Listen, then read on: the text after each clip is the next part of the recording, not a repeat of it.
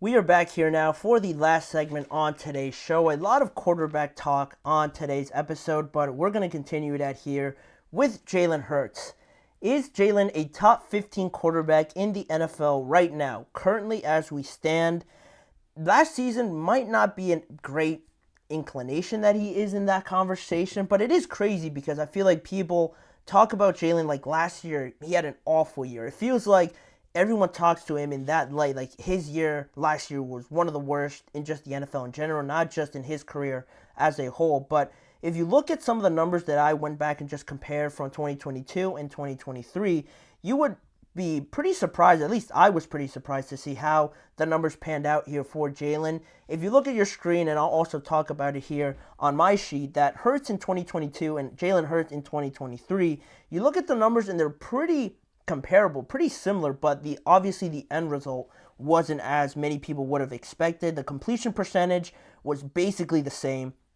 The yards in 2022, he had 3,701 passing yards and 760 rushing yards. One of the best years he has had overall, obviously in 2022 when they made the Super Bowl. Great numbers there. Then in 2023, he had more passing yards at 3,858, but the rushing numbers went down a little bit, only at 605. But we're talking about running back 2, running back 3 sort of numbers with that amount of yards. Getting that from your quarterback on top of having a great rushing game, they're not really that bad if you're just looking at it and comparing it in that way.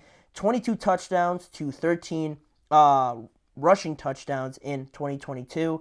And then in 2023, more passing touchdowns by just 1 and 15 rushing touchdowns in 2023. So both of those numbers went up.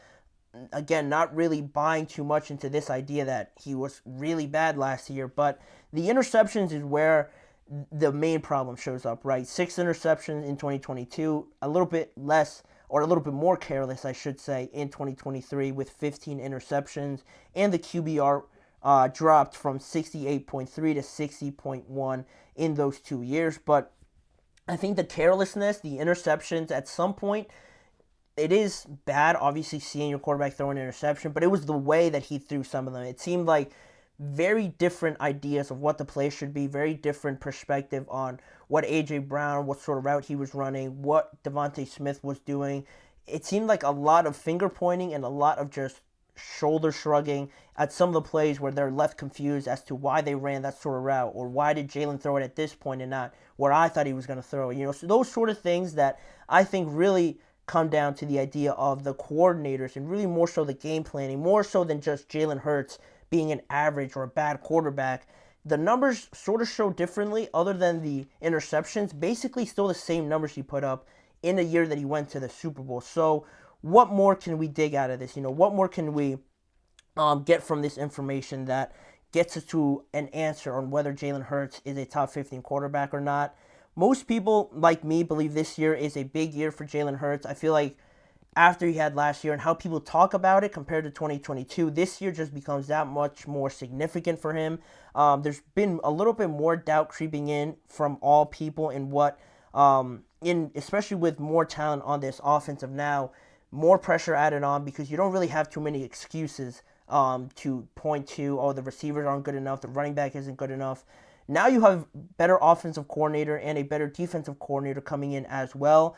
So again, where are people going to look towards if nothing is really going as it should? It's going to be mainly Jalen Hurts on the player side, and I think Nick Sirianni, but that's a different conversation. Howard Eskin, a Philadelphia sports anchor and a radio personality for Philadelphia as well, shared a similar thought when he said he needs to have a good year or they're going to Carson Wentz him. He's got to have a good year and he can't make excuses. Just go out there and be the best player you can be. And similarly to that sentiment, I share or I side more with that statement from Howard Eskin.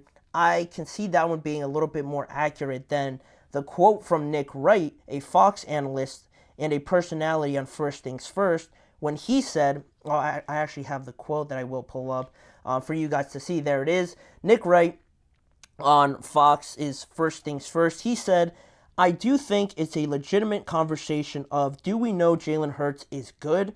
Are we certain Jalen Hurts is a top 15 quarterback in the league? There's only 32, so are we certain he's better than the average league starter? Which the sentiment, the statement just from that itself is crazy to me, is nuts. The disrespect shown to Jalen Hurts after last year, where it's not like the Eagles missed the playoffs, or it's not like they went like 9-8 or 8-10 or something like that. They were, for the most part, they were 12-1 at one point, I think, if I'm not mistaken. And then it was towards the end of the year where obviously you don't want that to happen, but they were not awful by any means. And like the numbers that I just showed up on the screen showed, Jalen didn't have an awful year. It looked worse, and it seemed worse because the wheels sort of fell off in the last 5 to 7 weeks there in the regular season. But on top of that, to say that he's not a top 15 quarterback or question it, or question the fact that he's better than the average league starter is nuts. It's disrespectful to Jalen, because comparing him to an average quarterback, no average quarterback can do what Jalen Hurts does for the Philadelphia Eagles.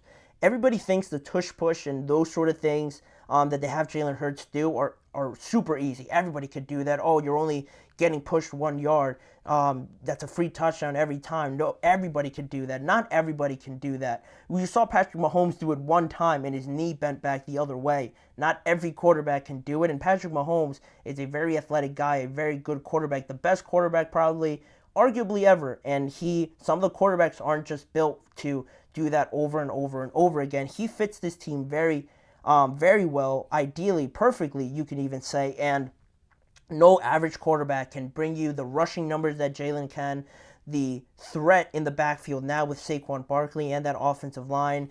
And in the Super Bowl, he had arguably a top 3, top 2 performance in terms of stats. I don't have the stats pulled up, but you guys can go look at those stats that he had in the Super Bowl, going toe-to-toe with Patrick Mahomes, battling it out. And if it wasn't for that one fumble, they had a great shot to win. They still had a great shot to win, but it didn't turn out in the end. And to me, the idea of questioning, is he top 15? He's definitely top 15. He's probably top 12, maybe top 10. There's a lot of good quarterbacks, but Jalen is not outside of the top 15. There's no chance that's true. But to me, the idea where everyone's getting these doubts from, maybe overestimating it, is the fact that the offensive coordinator changes so much from Sean Steichen to Brian Johnson and now again to Kellen Moore. And that's really where it stems for me with Jalen Hurts not having a steady knowledge of the same system year in and year out. He's had to change twice already, and that, no matter how good you are as a quarterback or who you are as a quarterback, learning a whole new offensive playbook takes some time. You're going to have some hiccups down the road, and that's part in what we see from Jalen Hurts, but also not to shield him from any blame. He does still have a lot of pressure on him now, like I mentioned, more than ever, because of this team being so stacked, having nowhere else to look outside of him, because he has been there since this whole thing really started with Nick Sirianni. Both of them essentially came in at the same time, and they've been there the longest compared to Saquon, AJ, and Devontae Smith. So the looks and the blame are going to go right to them.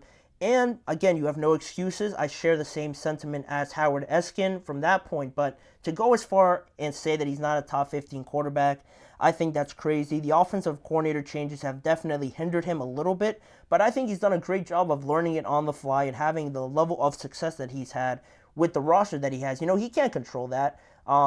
In general, just speaking here to close out this segment, if Howie Roseman is one of the best executives of all time, and they do a great job of bringing in good people, Jalen's not going to say no to that, obviously. He's going to bring them in, have a great roster, and just be successful with them as anybody else would. You know, that's just out of his control. And to sort of relinquish these talks and get everybody to stop doubting him so much, I think this year, with all the pieces in place now, ideally he has to be somewhere in the conversation of an MVP. He is that talented, I believe. He has the skill set to be in those conversations. Ideally, he has to be in the MVP talks, and to really do a good job, he has to bring this Philadelphia Eagles team to at least the NFC Championship game. I'm not holding any punches. I think at least the NFC Championship game for this team as a whole. And if you get to the Super Bowl again, nobody's going to be surprised because of this roster. They have to be very successful, Jalen on a personal level and as a team, to really silence the naysayers and get everybody to stop questioning you being better than an average quarterback. That's crazy. he is definitely better than that. I think the Eagles will have a bounce back year this year. I'm excited to see it with so many good players on this team, but let me know what you guys think. Please don't tell me any of you guys think Jalen is not a top 15 quarterback, but leave your guys' thoughts in the comment section down below. But with saying that, that'll wrap it up for today's show. I want to thank you guys for tuning in and remind you guys to please like, follow, and subscribe to the GSMC Chip Shot Football Podcast presented by the GSMC Sports Network. Make sure to also follow us on all forms of social media, Facebook, Instagram, X, and TikTok as well. If you want to see more of this show, check out the GSMC Sports Network channel and the GSMC Podcast Network channel for more forms of the content around the NFL coming to you guys on both of those channels. And as a final reminder, tune in every weekday at 6:30 p.m. Eastern Time for more football discussions and NFL conversations with me, Manny Maradiaga, as your host. Thanking you guys for joining me. I'll see you guys back here again with me tomorrow.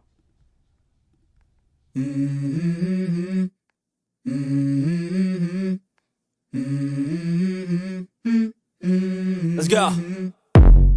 I wake up to a little bit of drool on my pillow, feel like it's gonna be a bad day. Yeah, I'm tired of shit, and the coffee ain't hit yet, damn, ain't that great. I don't wanna go to